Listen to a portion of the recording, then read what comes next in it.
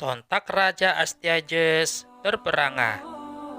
Dia terkejut mendengar pendeta Majus menafsirkan dua buah mimpi anehnya itu. Ia menjadi takut pada cucunya. Akal sehatnya menjadi tumpul karena terbalut oleh rasa panik yang luar biasa. Sehingga ia tidak berpikir panjang lagi. Lalu dia menyusun rencana untuk membunuh bayi Zulkarnain. Padahal itu adalah cucunya sendiri yang dilahirkan oleh Mandana putrinya. Kemudian Senapati Harpagus dipanggil ke keraton. Dia adalah panglima perang Media Madangkara yang terpercaya. Selanjutnya, Raja Astyages menugaskan kepada Harpagus untuk membunuh bayi Zulkarnain. Namun Harpagus gagal membunuh bayi Zulkarnain itu. Apa penyebabnya? Lalu bagaimana nasib bayi itu? Siapa yang telah menyelamatkannya? Lalu bagaimana mungkin ia mampu menumbangkan kekaisaran Media Madangkara yang kuat dan besar itu? Bagaimana pula strategi perangnya? Dan seluas apakah wilayah kekuasaan Media Madangkara saat itu? Kami menyediakan semua jawabannya, insya Allah. Mari ikuti terus alur kisahnya hingga akhir.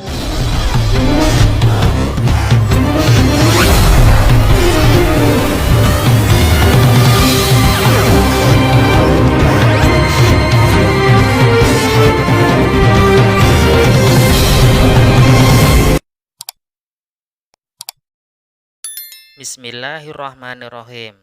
Allahumma sholli ala Muhammad wa ali Muhammad.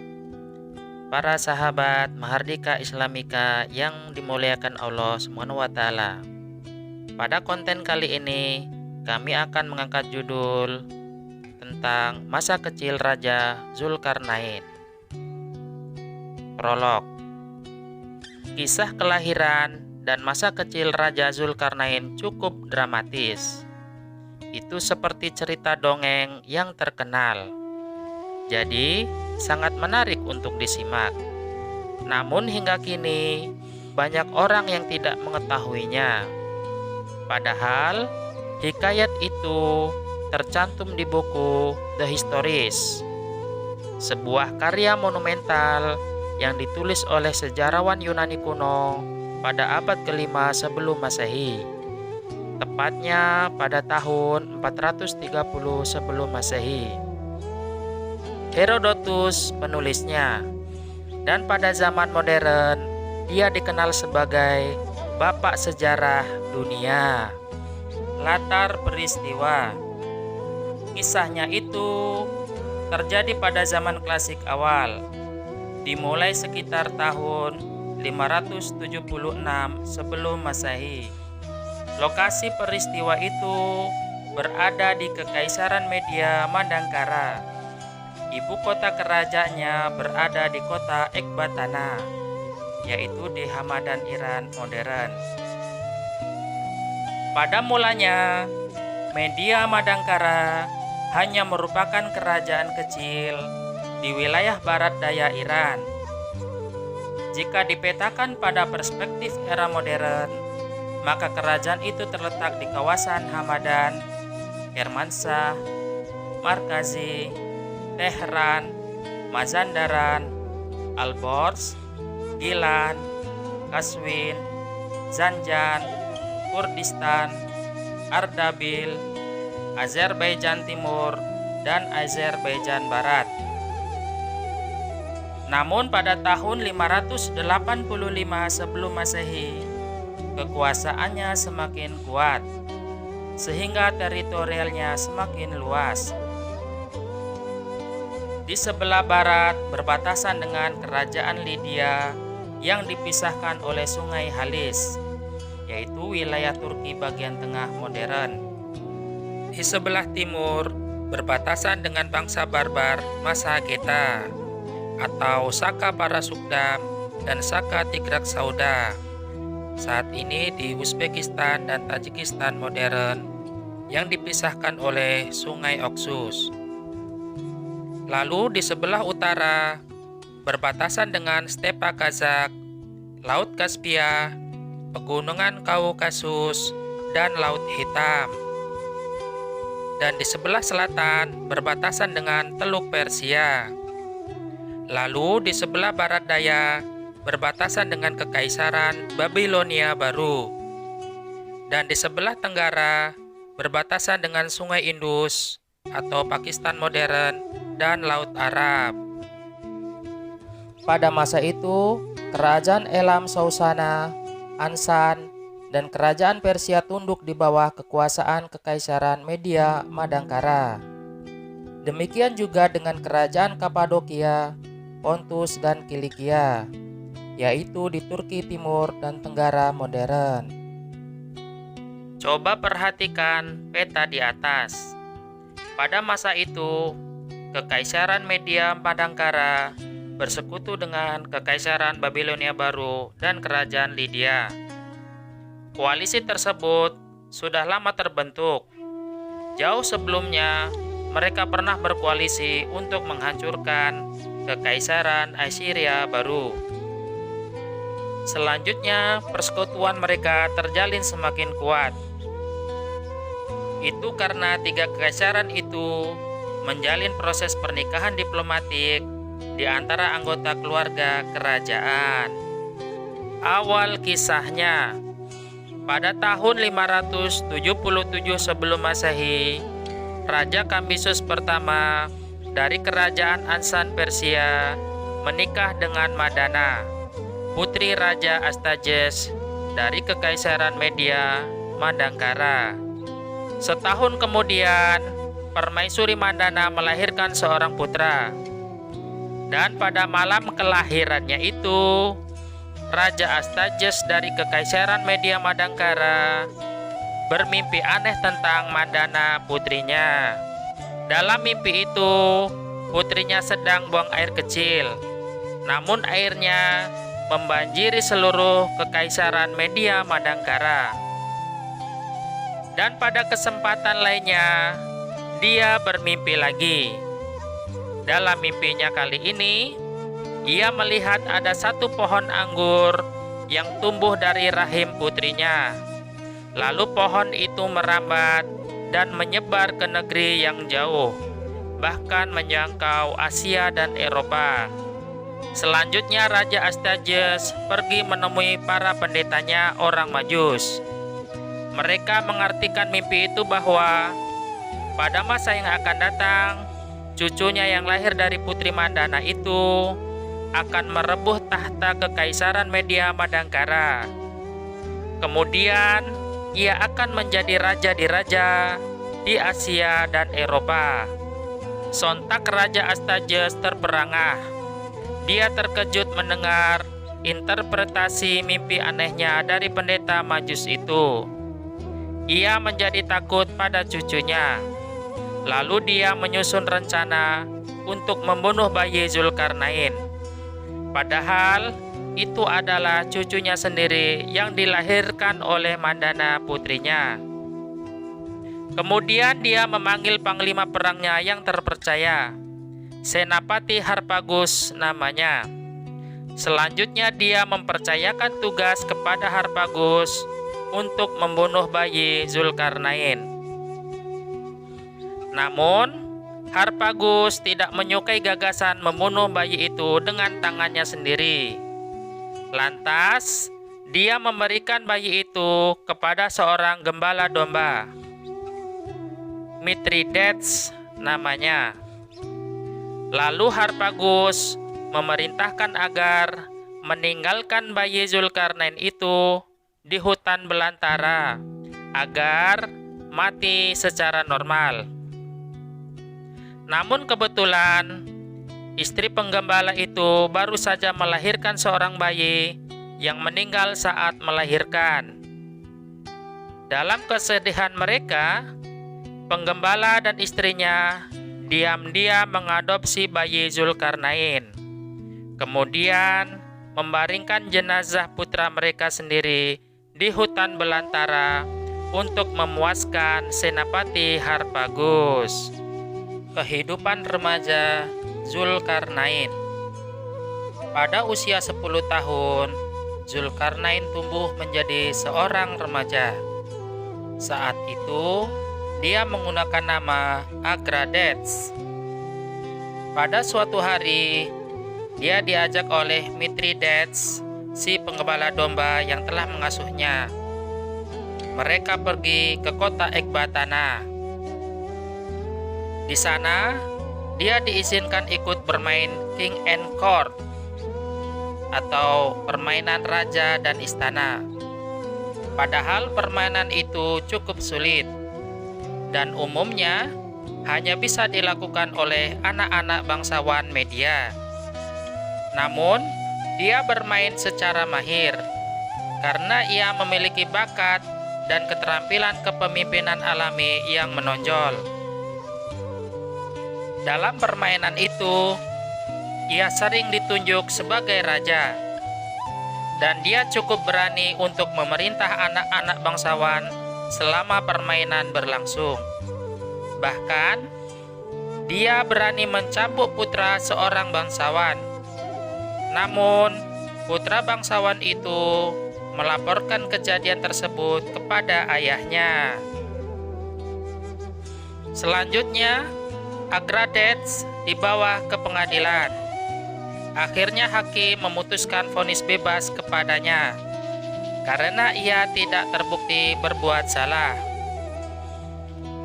Selanjutnya Raja Astyages bertemu dengan anak laki-laki itu di pengadilan, dan ia mengenal remaja itu sebagai cucunya.